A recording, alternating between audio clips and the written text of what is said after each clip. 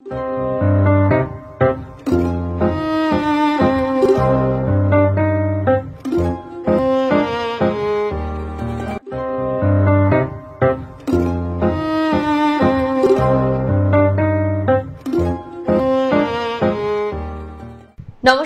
আমোদরিয়া নিউজে সকলকে জানাই স্বাগত। আপনাদের সাথে রয়েছি আমি বর্ণা।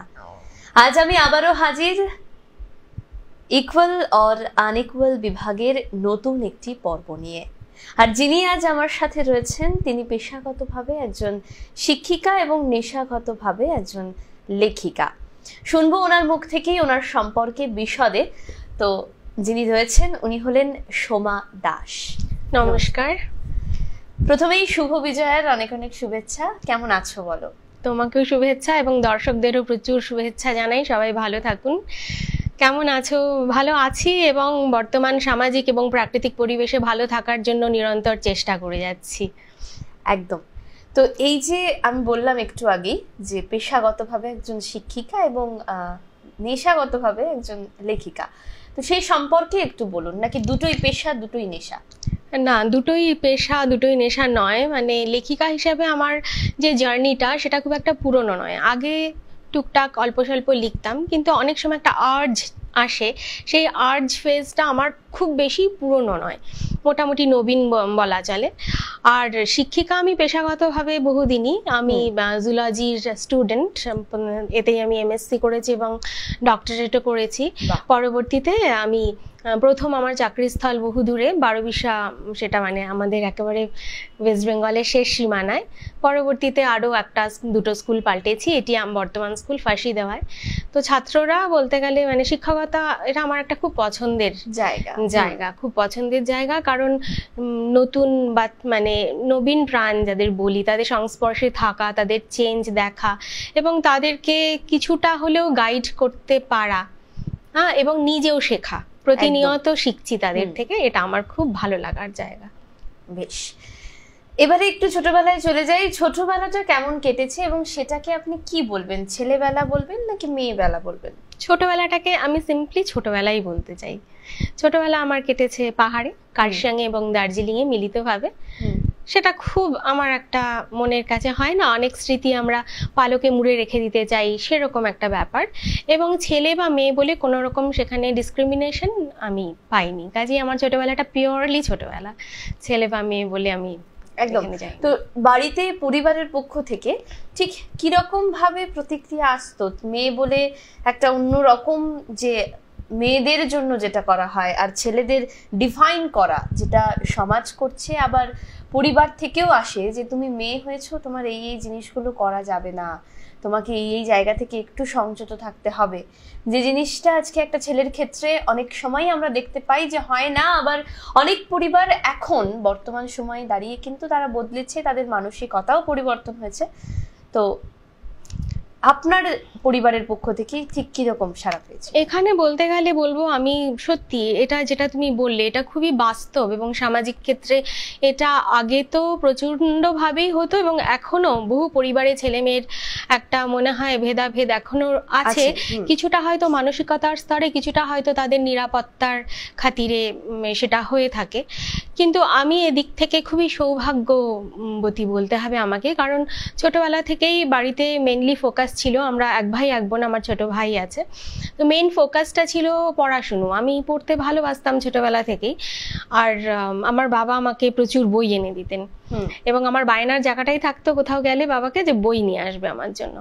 আর এই যে একটা ডিসক্রিমিনেশন যে ছেলেতে মেয়েতে যে বাড়ির কাজগুলো মানে মেয়ে করবে, এবং এই ধরনের কোনো ডিসক্রিমিনেশনের মধ্যে পড়িনি।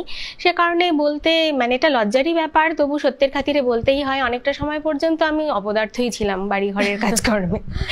আচ্ছা, সেটাই আর কি। আর এই যে রাত্রে বিশেষ করে অনেক সময় এমন হয়েছে যে রাত্রে হয়তো 9:30 বাড়ি ঢুকেছি নানা রকম কাজকর্ম করে, পড়াশোনার কাজ করে। আর যখন পিএইচডি করেছি তখন তো রাত্রি 11টা খুব জলভাত ব্যাপার ছিল। তো এতে মানে আমার পরিবারের দিক থেকে কোনো রকম আমি পাইনি, মানে ডিসক্রিমিনেটেড হইনি। এটা খুবই একদম। তো ছোটবেলা থেকেই আরো একটা বিষয় যেটা আমরা শুনে আসি, এটা আপনার পরিবার হোক বা অন্য কারোর পরিবার হোক, পোশাক বিধি পোশাক বিধি নিয়ে একটা রেস্ট্রিকশন থাকে, তুমি এই ধরনের পোশাক পরো না, যতটা পারো সংযত থাকো, ঢেকে রাখো, এই ধরনের একটা কথাবার্তা কিন্তু ছোট থেকেই হতে থাকে। তো এই পোশাক বিধি নিয়ে আপনার জন্য কিছু ছিল, নাকি এখনো কোনো পোশাক বিধি আপনাকে মেনে চলতে হয়, নাকি আপনি মহিলা হিসেবে নিজের খেয়াল খুশি মতো পোশাক পরতে পারেন? অ্যাকচুয়ালি তুমি যে প্রসঙ্গটা তুললে সেটা খুবই প্রাসঙ্গিক এবং খুবই আধুনিক যুগেও একটা অ্যাপ্লিকেবল, এবং এ নিয়ে নানা বিতর্ক আজও মাথা চাড়া দেয়। তো আমার ছোটবেলাটা যে সময় কেটেছে, সে সময় পোশাক নিয়ে এত বেশি কিছু ভাবনা চিন্তার বিষয় ছিল না। আমরা সিম্পলি ফ্রক পরতাম ছোটবেলায়, তারপরে বড় হয়ে স্কার্ট, চুড়িদার এই সমস্ততে চলে এসেছি।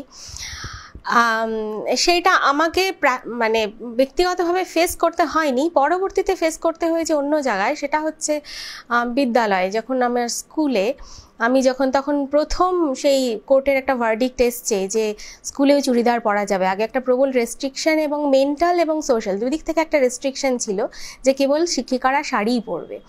তো আমি যেখানে চাকরি করতাম সেটা ইসলামপুর রুটের দ্বিতীয় স্কুল আমার, তো সেইখানটাতে আমি প্রথম ওই পুরো রুটে, শুধু আমার স্কুলে না, চুড়িদার পরা শুরু করি, এবং সেটাতে প্রত্যক্ষভাবে প্রচণ্ডভাবে কেউ মানে অবস্ট্রাকশন ক্রিয়েট না করলেও একটা পরোক্ষ অবস্ট্রাকশন এবং তির্যক হাসি এবং ব্যঙ্গ এবং নানা ব্যাকবাইটিং কথাবার্তায় সেগুলো ফেস করতে হয়েছে। কিন্তু আমি ওখানটাতে স্টিক করেছিলাম এবং ধীরে ধীরে সেই পুরো রুটেই এখন তো মানে চুড়িদার পরে স্কুলে যাবে এটা আর বলার কোনো অপেক্ষাই রাখে না।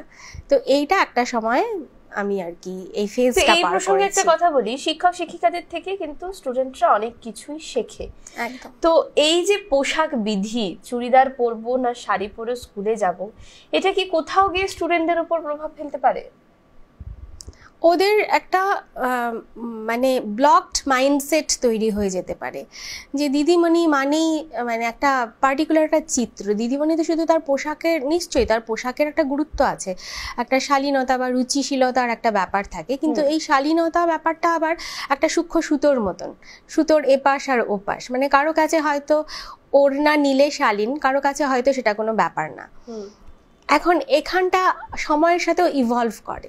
আজ থেকে 50 বছর আগে যেটা ভাবা যেত না, এখন সেটা ভাবা যাচ্ছে, এবং ক্রমশই এটা পাল্টাবে। যত আমরা শরীরের গণ্ডি থেকে বাইরে বেরোবো, যে একটা মানুষকে মানুষ হিসেবেই দেখব এবং তার শারীরিক অঙ্গ প্রত্যঙ্গের দিকে ফোকাস কম করব, তত এই ট্যাবুগুলো ভেঙে যাবে, এটা আমার মনে হয়। তবে এই প্রসঙ্গে আরেকটা কথাও বলি, এ নিয়েও প্রচুর বিতর্ক হচ্ছে। একই সঙ্গে আমার এটাও মনে হয় যে নিজেকে যেমন বালিশের কভার দিয়ে ঢেকে রাখাটাও যেমন কোনো কাজের কথা নয়, তেমনি অকারণে অঙ্গ প্রদর্শন করাটাও কোনো কাজের কথা না। একেবারেই এটাই আর কি। একদম। তো সেক্ষেত্রে আপনার নিজের পোশাক বিধি নিয়ে যদি বলতে হয়, তাহলে আপনি শালীনতা রেখে কোনটাকে শালীনতা আর কোনটাকে অশালীনতা বলছেন, ওড়না নেওয়াকে না ওড়না ছাড়াকে? না না, ওড়নাটা একটা খুবই, কি বলবো, আমার কাছে এটার খুব যে বিশাল গুরুত্ব আছে তা নয়।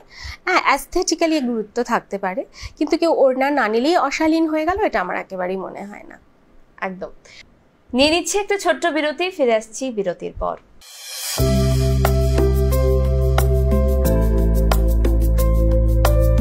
যেখানে শাড়ি আপনাকে খুঁজে নেয়, আবিরা, শিলিগুড়ি কাঞ্চনজঙ্ঘা স্টেডিয়ামের পাশে, তিলক রোডে। এবার পুজো স্পেশাল কার্নি silk, tissue Kanjeevaram, tissue silk আর তসর জামদানি। আবিরা, শিলিগুড়ি কাঞ্চনজঙ্ঘা স্টেডিয়ামের পাশে, তিলক রোডে। এই শাড়ি আপনাকে পছন্দ করে, কারণ আপনি স্টাইলিশ ও আত্মবিশ্বাসী। আবিরা, শিলিগুড়ি কাঞ্চনজঙ্ঘা স্টেডিয়ামের পাশে, তিলক রোডে। স্টাইল, সংস্কৃতি ও পরম্পরা মানে আবিরা, শিলিগুড়ি কাঞ্চনজঙ্ঘা স্টেডিয়ামের পাশে, তিলক রোডে। ফিরে এলাম একটা ছোট্ট বিরতির পর। আমরা আবার চলে যাই কথায়। তো যে সোসাইটিতে আপনি রয়েছেন, সেই সোসাইটি এখনো মেয়েরা, সেই সোসাইটির মেয়েরা কি এখনো পুরুষের সমমর্যাদা সম্পন্ন সম্মান বা সমমর্যাদা পায় বলে আপনার মনে হয়? অ্যাকচুয়ালি এটা আস্তে আস্তে ইভলভ করছে, পরিস্থিতি অনেক পাল্টেছে। এখন আমরা অনেক ইকুয়াল সমাজে বাস করছি। আমি সায়েন্সের স্টুডেন্ট হিসাবে বলি একটা কথা, অনেক বড় বড় লেডি সায়েন্টিস্ট আছেন যারা অতীতে প্রচণ্ড ডিসক্রিমিনেশনের শিকার হয়েছেন। যেমন ডিএনএ ডাবল হেলিক্স আমরা সবাই জানি, ওয়াটসন ক্রিক তার জন্য নোবেলও পেয়েছেন। কিন্তু সেই ডিএনএ ডাবল হেলিক্স মানে যেটা ক্রোমোজোমের আর কি বেসিক যেটা বিল্ডিং ব্লক বলতে পারি আমরা, তো সেই ডিএনএ ডাবল হেলিক্স আবিষ্কারের পেছনে ছিলেন রোজালিন্ড ফ্র্যাঙ্কলিন, তার এক্সরে ক্রিস্টালোগ্রাফি। তিনি কিন্তু অন্ধকারে রয়ে গিয়েছিলেন এবং নোবেল যেটা তার অবশ্যই পাওয়া দরকার ছিল। এরকম প্রচুর লেডি সায়েন্টিস্ট আছেন যারা হারিয়ে গেছেন। এই প্রসঙ্গে একটা গল্প শুনেছিলাম, পুরো সত্যতা আমি জানি না, তবে এটা ঘটনা পড়েছিলাম যে সিভি রমনের ওয়াইফ, তিনিও যিনি নোবেল পেয়েছেন পদার্থবিদ্যায় প্রথম আমাদের এখান থেকে ভারতীয় হিসেবে, তো তিনিও ছিলেন খুব বিদুষী ছাত্রী। এমনকি সিভি রমন তাকে একদা মানে কয়েকশো পাতার বই লিখে তাকে গিফট করেছিলেন। মানে এতটাই ছিল তার মনীষা যে তিনি ওই ধরনের গিফট তিনি আর কি ডিজার্ভ করতেন, সাধারণ ইয়ে নয়। তো তার কিন্তু পরবর্তীতে কোনো ফিজিসিস্ট হিসেবে কোনো নামোল্লেখ আমরা কোথাও পাই না। একই জিনিস আইনস্টাইনের স্ত্রীর ক্ষেত্রে, প্রথমা স্ত্রীর ক্ষেত্রেও এটা হয়ে এসছে। তবে এখন পরিস্থিতি অনেক পাল্টেছে, অনেক এগিয়েছে, আরও আস্তে আস্তে ডেফিনেটলি আমরা ইকুয়াল মানুষ হিসেবে ইকুয়াল একটা জায়গায় পৌঁছবো। মানে ছেলে মেয়ে সব দিক থেকে ইকুয়াল হওয়া দরকার নেই, ছেলেরা ছেলে মেয়েরা মেয়ে, তাদের নিজস্ব বৈশিষ্ট্য নিয়েই তারা মানে প্রত্যেকে নিজের প্রাপ্য সম্মানটা পাবে, এটাই হচ্ছে মোদ্দা কথা। একেবারেই তাই। তো একটু আগেই আপনি বললেন যে আপনি শিক্ষকতা করতে গিয়ে ইসলামপুর রুটে যখন আপনি চাকরি করতেন তখন পোশাক বিধি নিয়ে আমরা যখন কথা বলছিলাম তখন চুড়িদার পরে একটা প্রতিবাদীর একটা সম্মুখীন হয়েছিলেন যে না আমি চুড়িদারই পরবো যতই কটাক্ষ হোক আর যাই হোক, কারণ পোশাক বিধিটা কখনোই একজন শিক্ষককে জাজ করতে পারে না। কারণ শাড়ি পরে অতদূর যাওয়াটা আমার শিলিগুড়ি দেশবন্ধু পাড়া বাড়ি থেকে 4টে গাড়ি পাল্টে খুবই টাফ হতো, তো সেখানে ওটা আমার কমফোর্টের জায়গা ছিল। একেবারেই তাই।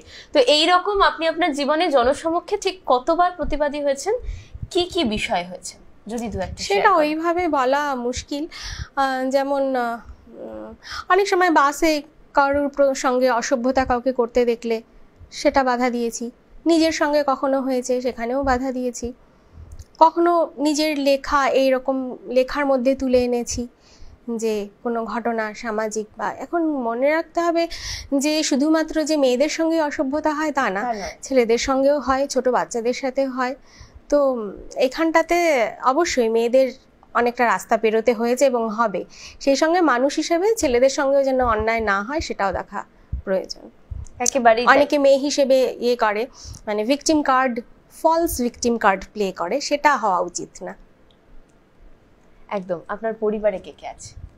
আমার বাড়িতে বেসিক্যালি আমার মা বাবা আর আমার ভাই, আর এখন আমার যে বিবাহিত জীবন না, আমি, আমার হাজবেন্ড, আমার একটি মাত্র সন্তান ছেলে। তো এই যে শিক্ষকতা প্লাস লেখালেখি তারপর এত বড় সংসার, সমস্তটা কিভাবে? আরো আছে, আরো 2টো ছানাপোনা আছে। আমার ভাইয়ের ওয়াইফ তিনি নার্স, ভাই ইঞ্জিনিয়ার, এই আর কি। একদম। তো সারাদিনের রুটিনটা কিভাবে থাকে? সারাদিনের রুটিন বলতে আমার হাজবেন্ড খুব সাপোর্টিভ, বাড়ি ঘর সংসার আমরা দুজনে মিলেই করি। আর সাংসারিক দিকে যেমন অনেক ক্ষেত্রে আমার হাজবেন্ড যেমন বাজার হাট এগুলো সব উনি অনেক মানে অনেকটাই উনি সামলে দেন, এবং আমিও করি, দুজনে মিলেই হয়। আমাদের হেল্পিং হ্যান্ড আছেন একজন, তার কথা এখানে মানে তাকেও ধন্যবাদ জানাতে হয়, তার সাহায্য না হলে একলা মানে আফটার ম্যারেজ তো এখানেই মানে আলাদা সেটআপ, বড় কেউ নেই, এগুলো মেনটেন করা মুশকিল। একদম। আপনি ঠিক কত ঘন্টা কাজ করেন বলে আপনার মনে হয়? এইটা বলা মুশকিল। স্কুল আওয়ার্স আছে, বাড়ির টুকটাক তো থাকেই, প্লাস নিজের কিছু ভালো লাগার জায়গাগুলো এক্সপ্লোর করা, তারপরে এটা আমি ঠিক ইয়ে করতে পারছি না মানে খুব। একদম। তো এই যে বললেন একটু আগে যে আপনার ভালো লাগার একটা জায়গা আছে, নিজেকে সময় দেওয়ার একটা ব্যাপার রয়েছে, শখের কিছু কিছু জিনিস রয়েছে, তার পাশাপাশি আপনি যেহেতু একজন শিক্ষিকা তাই আপনাকে সারা জীবন পড়াশোনা করতে হবে, তো নিজের পড়াশোনাটাও আপনাকে করতে হয়। তো এগুলো ঠিক কখন করেন? পড়াশুনো কাজ যেগুলো মানে সকালে আমার ছেলে স্কুলে যাওয়ার পরে, বেরিয়ে যাওয়ার পরে, তখন আমার হাতে ঘন্টাখানেক সময় থাকে, তখন আমি কখনো বাড়ির খুব ইম্পর্টেন্ট কাজ থাকলে করি, অথবা ওই সময়টা আমি বাগানও করি। তো সেই কাজগুলোতে ব্যয় হয়ে যায়। আর পড়াশুনো বেসিক্যালি সন্ধ্যের দিকে বা একটু রাতে করা হয়। একদম। তো এবারে একটু সন্ধ্যে ইন দ্য সেন্স যখন ছেলে পড়ছে, যখন ওর আমাকে প্রয়োজন নেই, তখন সেই টাইমটা আমার ফ্রি, এরকম করে অ্যাডজাস্ট করেই বার করতে হয়।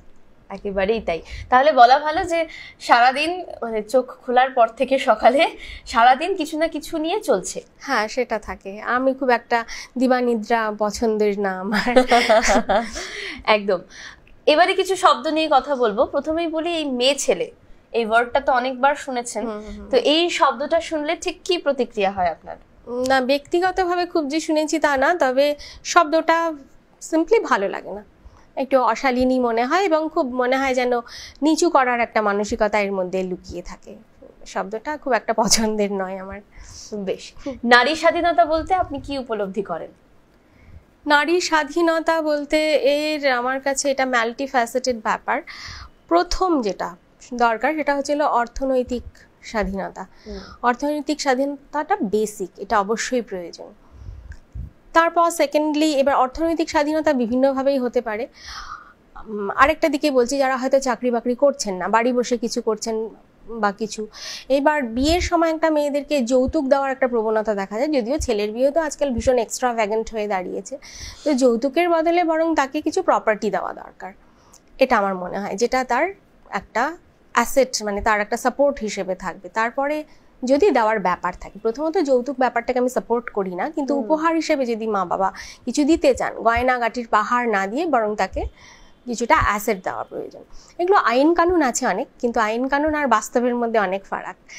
এবার আরেকটা ব্যাপার, মেয়েদের নারী স্বাধীনতা যদি বলতে হয়, সেটা হলো পড়াশুনো। এইটা খুব দরকার, কারণ পড়াশুনো বলতে শুধু পুঁথিগত পড়াশুনো না, চোখ কান খোলার জন্য একটা নলেজ বেস না থাকলে মানুষের মুক্ত চিন্তা আসে না। এবং এটা আমার মনে হয় ব্যাপারটা শুধু নারী স্বাধীনতার বিষয় না, আমাদের চিন্তা স্বাধীনতার বিষয়, সেটা নারী পুরুষ নির্বিশেষে। এটা আসতে হবে নারী পুরুষ নির্বিশেষে, কারণ একটা যুক্তিসঙ্গত চিন্তা ভাবনা, যে ভাবনার স্তর এলে যে মানুষ হিসেবে আমরা ইকুয়াল হতে পারবো, মানুষ হিসেবে, ব্যক্তি হিসেবে, তো সেইটা আসার জন্য নারী পুরুষ উভয়ত চিন্তার স্তর পরিষ্কার করার জন্য এবং বৌদ্ধিক বিকাশের জন্য বেসিক পড়াশুনো, মুক্ত চিন্তা খুব দরকার। এটা আরও বলছি এই কারণে, সাম্প্রতিককালে শীর্ষেন্দু মুখোপাধ্যায়ের একটা পড়েছো নিশ্চয়ই, একটা ইন্টারভিউ, সেখানে আগেও আমি দেখেছি ওনার লেখায় প্রচুর এরকম উঠে এসছে যে মানে বর্ণাশ্রম এবং নারীদেরকে একটু নিচু করে দেখানোর প্রবণতা, এবং সেটা উনি খোলাখুলিভাবে সাপোর্ট করেছেন নিজের মতটাকে। তার মত তার হতেই পারে, কিন্তু এই ডিগ্রেসিভ এই মতামতগুলো এবং এত বড় স্ট্যাচার যে সাহিত্যিকের, এবং তার সাহিত্যের আমি প্রচন্ড ভক্ত, গোসাই বাগানের ভূত, কোনো এমন বাচ্চা নেই যার ভালো লাগবে না, এবং শুধু বাচ্চা নয়, আমরাও সেগুলোর মুগ্ধ পাঠক বা পাঠিকা।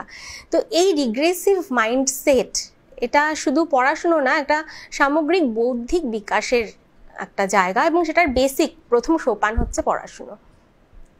আপনি কি নিজেকে স্বাধীন নারী বলে মনে করেন?